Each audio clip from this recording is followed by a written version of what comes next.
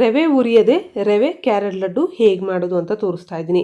ಈ ರೀತಿ ಕ್ಯಾರೆಟ್ ಲಡ್ಡು ಮಾಡಿದ್ರೆ ಒಂದು ತಿನ್ನೋರು ಸಹ 4-5 ತಿಂತಾರೆ. ತುಂಬ ಸಾಫ್ಟಾಗಿ ಸಖತ್ ಟೇಸ್ಟಿಯಾಗಿರುತ್ತೆ. ಇದಕ್ಕಾಗಿ ಒಂದು ಮಿಕ್ಸಿಂಗ್ ಬೌಲಲ್ಲಿ 1 ಕಪ್ಪು ರವೆ ತೊಗೊಳ್ಳಿ. ಅದಕ್ಕೆ 3/4 ಕಪ್ಪು ಹಾಲು ಹಾಕಿ, ಹಾಲು ಇಷ್ಟ ಇಲ್ಲ ಅಂದರೆ ನೀರಲ್ಲೇ ಮಿಕ್ಸ್ ಮಾಡ್ಬೋದು.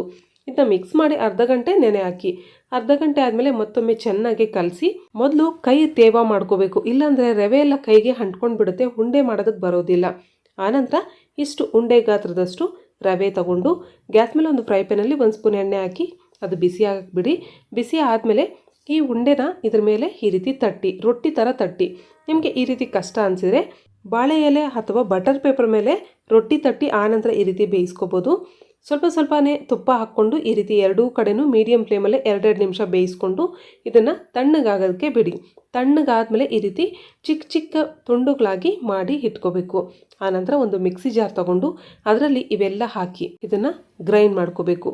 ಈ ರೀತಿ ರವೆ ಥರ ಆಗುತ್ತೆ. ಆನಂತರ ಗ್ಯಾಸ್ ಮೇಲೆ ಒಂದು ಫ್ರೈ ಪ್ಯಾನಲ್ಲಿ 2 ಟೇಬಲ್ ಸ್ಪೂನ್ ಅಷ್ಟು ತುಪ್ಪ ಹಾಕಿ, ತುಪ್ಪ ಬಿಸಿ ಆದಮೇಲೆ ಡ್ರೈ ಫ್ರೂಟ್ಸು ನಾನು ಕ್ಯಾಶ್ಯೂ ನಟ್ಟು, ಬಾದಾಮಿ ತೊಗೊಂಡಿದ್ದೀನಿ. ಇವೆರಡೂ 1 ಟೇಬಲ್ ಸ್ಪೂನ್ ಅಷ್ಟು ತೊಗೊಂಡಿದ್ದೀನಿ. ಇದನ್ನು ಈ ರೀತಿ ಸ್ವಲ್ಪ ಕಲರ್ ಚೇಂಜ್ ಆಗೋವರೆಗೂ ಹುರ್ಕೊಳ್ಳಿ. ಆನಂತರ ತೆಗೆದು ಒಂದು ಪ್ಲೇಟಲ್ಲಿ ಹಾಕಿ ಎತ್ತಿಡಿ. ಈಗ ಇದರಲ್ಲಿ ತುರಿದಿರುವಂತಹ ಕ್ಯಾರೆಟು 1 kg ಅಷ್ಟು ಹಾಕಿ ಈ ರೀತಿ ಮಿಕ್ಸ್ ಮಾಡ್ತಾ ಕ್ಯಾರೆಟ್ ಎಲ್ಲ ಪೂರ್ತಿಯಾಗಿ ಬೇಯೋವರೆಗೂ ಬೇಯಿಸ್ಕೋಬೇಕು.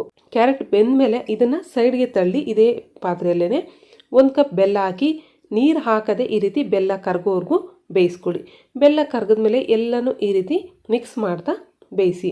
ಆನಂತರ 1 ಸ್ಪೂನು ಏಲಕ್ಕಿ ಪೌಡರು, 1 ಕಪ್ಪಷ್ಟು ತುರಿದಿರುವಂಥ ಹಸಿ ತೆಂಗಿನಕಾಯಿ, ಡೆಸಿಗೇಟೆಡ್ ಕೋಕೋನಟ್ ಪೌಡ್ರ್ ಆದರೂ ಹಾಕ್ಬೋದು, ನೀವು ತುರಿದಾದರೂ ಹಾಕ್ಬೋದು ಹಸಿ ತೆಂಗಿನಕಾಯಿ. ಆನಂತರ ಮಿಕ್ಸಿಯಲ್ಲಿ ಗ್ರೈಂಡ್ ಮಾಡುವಂತಹ ರವೆ ಹಾಕಿ ಚೆನ್ನಾಗಿ ಮಿಕ್ಸ್ ಮಾಡ್ತಾ ಲೋ ಫ್ಲೇಮಲ್ಲಿ ಈ ರೀತಿ ಮಿಕ್ಸ್ ಮಾಡ್ತಾ ಬೇಯಿಸಿ. 3 ಸ್ಪೂನು ತುಪ್ಪ ಹಾಕಿ ಹಾಗೆ ಹುರಿದಿರುವಂತಹ ಡ್ರೈ ಫ್ರೂಟ್ಸ್ ಹಾಕಿ ಚೆನ್ನಾಗೆ ಮಿಕ್ಸ್ ಮಾಡಿ. ಇದಕ್ಕೆ ತುಪ್ಪ ಜಾಸ್ತಿ ಹಾಕಿದಷ್ಟು ತುಂಬ ರುಚಿಯಾಗಿರುತ್ತೆ. ಧಾರಾಳವಾಗಿ ತುಪ್ಪ ಹಾಕಿ ಈಗ ಈ ರೀತಿ ಚೆನ್ನಾಗಿ ಮಿಕ್ಸ್ ಮಾಡಿ ಗ್ಯಾಸ್ ಫ್ಲೇಮನ್ನು ಆಫ್ ಮಾಡಿ ಒಂದು 5 ನಿಮಿಷ ತಣ್ಣಗಾಗೋದಕ್ಕೆ ಬಿಟ್ಬಿಡಿ. ಒಂದು 5 ನಿಮಿಷ ಆದಮೇಲೆ ಸ್ವಲ್ಪ ಬಿಸಿ ಇರಬೇಕಾದ್ರೇ ಈ ರೀತಿ ಉಂಡೆ ಕಟ್ಟಿ ಮೀಡಿಯಮ್ ಸೈಜಲ್ಲಿ ಲಡ್ಡುನ ಮಾಡಿದ್ದೀನಿ ನಾನು.